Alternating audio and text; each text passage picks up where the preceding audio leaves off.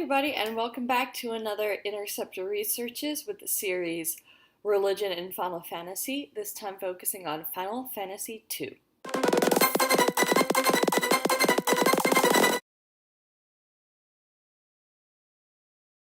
Just 1 year after Final Fantasy I, the team comes up with a sequel, which is not at all a sequel. In case you didn't know, the Final Fantasy series as a whole does not really do sequels. Each main number is a totally different game, totally different world. There are no continuations of stories, although there certainly are a lot of ties and recurring themes. There are not direct sequels. And with Final Fantasy II, the team was quick to set up this precedent because not only is the story quite different, everything is also quite different. You don't have to pick set classes. Your characters change stats depending on what you do with them in battle. You don't even level up traditionally. It's all determined by battle action, which weirded me out at first, then I liked, then I got frustrated with. There is a set story, and your characters have names and personalities and relationships, as opposed to Final Fantasy I. We get the introduction of the Empire, and there's just, it's a very different game. It's a very different game, but also great. It's probably still in my lower tier of Final Fantasy games. I have 3 tiers. My favorite, the average, and then the or I guess really my favorite, the good, and then the average. I still stand by there's no such thing as a bad Final Fantasy game. When you look at it in the context of video games at large, most Final Fantasy games, I would say all Final Fantasy games are still enjoyable, but they are just not as good as Final Fantasy should be. So anyway, in the overview of Final Fantasy II, there's not very much background. The world is created, there are cities and civilizations and all the things you would expect. Yeah, not much.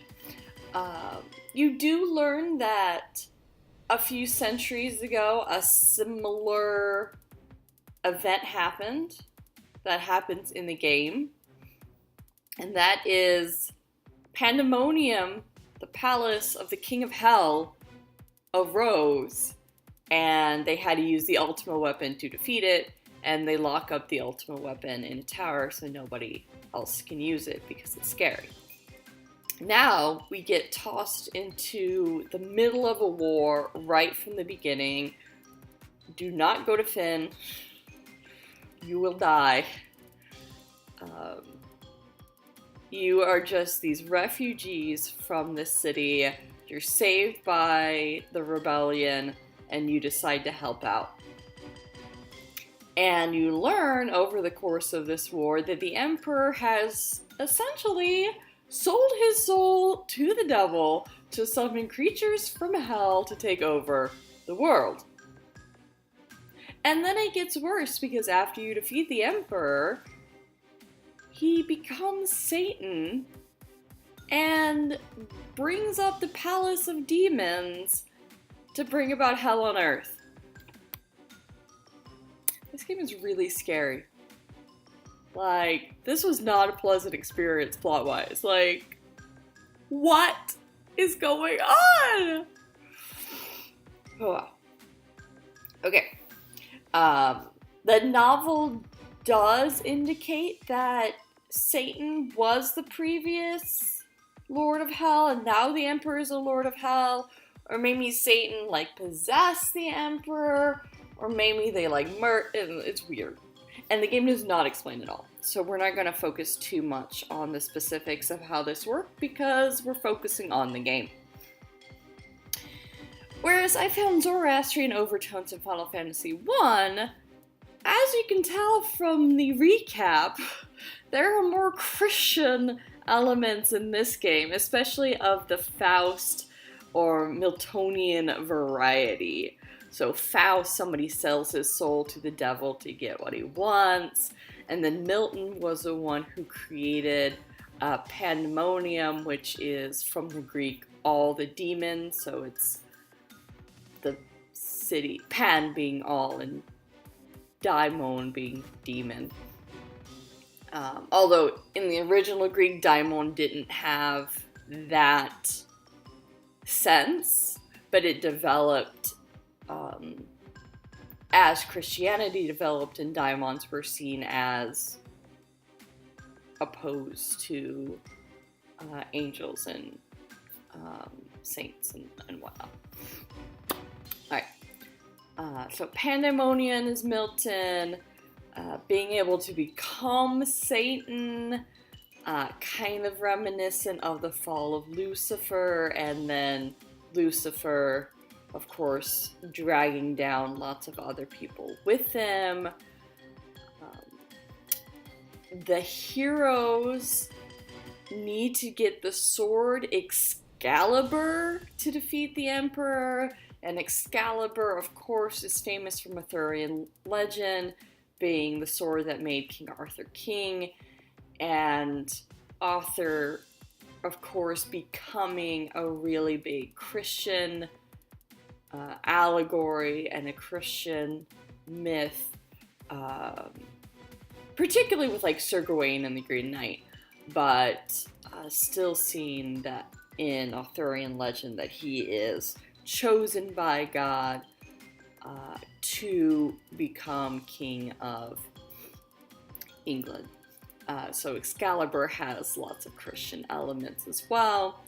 Leviathan is the guardian of the ultimate weapon, whereas the monster is also a guardian in Abrahamic tradition. I'll say that because I know it's very Jewish as well.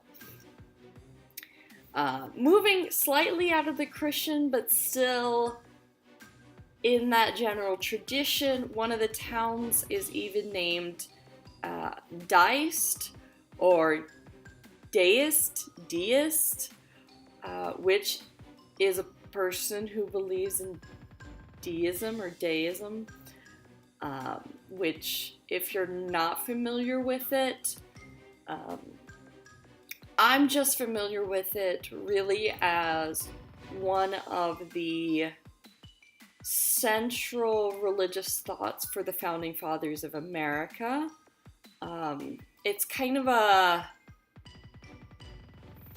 humanistic, post-Christian philosophy kind of religion, but kind of just a philosophy. And the reason that I hesitate there is because their concept of God is more of an unmoved mover, and the clockmaker, so someone who sets the world in order, gives us reason, and then steps back and doesn't do anything. So having a kind of religious connection to God would, as far as I understand deism, would be kind of pointless. So kind of a religion and kind of not. But what's really interesting is, I mean, I don't know if that was intentional or they just like the name of the city, but this is the city where there are dragoons and wyverns, and the sword Excalibur was kept. So really the main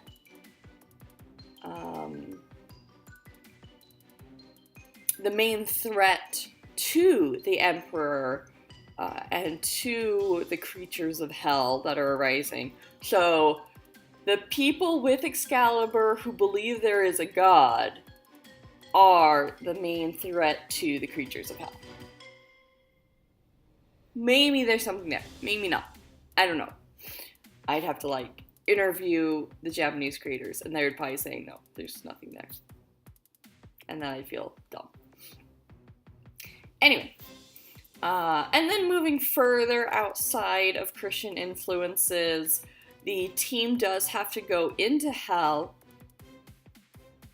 which linguistically is actually just Norse. It's just one of the underworlds guarded by Hel, the daughter of Loki. It's a place. I mean, it's no Valhalla, but it's there. But the journey to the underworld is definitely a pagan thing. Not that you can't have the image of saints, and even Jesus himself descended to hell during the 3 days between his death and resurrection. He descended to hell. So the descent to hell is in many religions. But of course, in this case, it feels a little bit more pagan. Simply in the fact that you get the team of heroes going down to fight, although that is very Christ-like too, because he defeats death. Anyway, the term for this underground descent that you see a lot in like the Odyssey and other Greek myths like Orpheus, where he goes down into hell, is a katabasis, which just means going down. So lots of elements from, again, mostly myth parts of religion, less so religious ritual. So we're aware of all these influences because they're a part of our religions and our mythologies. The world in-game, less aware. I mean, they have seen this before. So they know that there's a passage to hell. They know that Pandemonium belongs to the Lord of Hell. They know they have to use the Ultima weapon, which is like, maybe it's like a first fall and then a salvation of mankind story. Maybe it's a World War II allegory because they trapped away this weapon so nobody would use it again, which, to me, that's always atomic bomb when Japan starts talking about weapons that should not be used. That's where my mind immediately goes. But the overall structure of the world and the way that the characters discuss what's happening, it seems much more like hell is just another evil empire to defeat, but not a spiritual or religious concern. And this is even more clear in the sequel that came later, Soul of Rebirth, when some of the characters who died in game are in the afterlife, and they, down there, continue the war they were in during life when they fight the other half of the Emperor, the Light Emperor. And it's really unclear whether or not they get to go to heaven afterwards. The Light Emperor said that they were in heaven and that he would give them eternal life, blah, blah, blah, but he was a big fat liar. And so they destroyed him. So was he lying about everything? Was he just lying about who he was? Is there a heaven? Is there a good God? Right? Is this more Zoroastrian, where there's the chaos Satan element and there is some sort of good, Azura Mazda, I think, Ahura Mazda? Or is the god deist? Is he an unmoved mover? Is he just up there letting humans take care of it? I don't know. Right? It's just not clear. And the Light Emperor, when he's being mean to Minwu and the other party, you know, he says that war is going to continue as long as humans are like themselves, and Minwu says that Firion can do it, which is a lot of responsibility for Firion. I don't know if Minwu watched our playthrough, but Firion was not the most responsible party member. And it all seems to kind of rely on that party of humans. And is that it? Is it just a struggle of human will against hell? Is there any other religious higher power to appeal to? Any god who can help defeat Satan? Any prayers? Any crystals? At least the first game had crystals. I don't know. I mean, Minwu talks about fate. But, right? There's even less than Final. There's even less than Final Fantasy 1, if that's possible. So they don't seem to have anything religiously. Like I'm saying, they live in a world where there is what we would consider a religious battle happening, but to them it's just another war. Just more monsters. Yeah, so it's really, really weird. Because again, Final Fantasy 1 at least had temples for its crystals, so you could imagine that there were priests and rituals to take care of the crystals. They don't go into it, but at least there's temples. There's just a palace of demons. I don't know. Maybe the whole world's hell. This is weird. And so that takes us to, kind of in conclusion, the irony of using religious illusions for plot. So it's easy for me to construct lots of allegories and go into, the religious implications of having an inactive god with active powers of hell, and the struggle that puts on humans, and blah, blah, blah.